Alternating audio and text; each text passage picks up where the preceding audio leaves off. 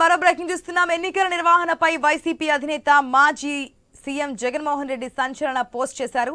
ఎన్నికల్లో ఈవీఎంల బదులు పేపర్ బ్యాలెట్లు వాడాలని ఎక్స్ వేదికగా వెల్లడించారు. అభివృద్ధి చెందిన ప్రతి ప్రజాస్వామ్య దేశంలోనూ ఈవీఎంలు కాకుండా బ్యాలెట్ పేపర్లే వాడుతున్నారని గుర్తు చేశారు. అదే ప్రజాస్వామ్య స్ఫూర్తితో ఇండియాలో కూడా పేపర్ బ్యాలెట్లే వాడాలని సూచించారు జగన్.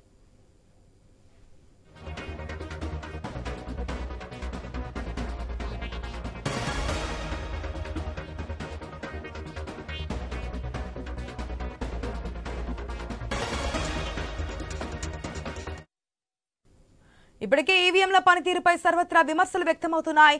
వీటిపై టెస్లా అధినేత ఎలన్ మస్క్ సైతం మాట్లాడారు. వాటిని వాడొద్దని, అవి హ్యాక్ అయ్యే ఛాన్స్ ఉన్నాయని అభిప్రాయపడ్డారు. రాహుల్ గాంధీ సైతం ఈవీఎంల గురించి స్పందించారు.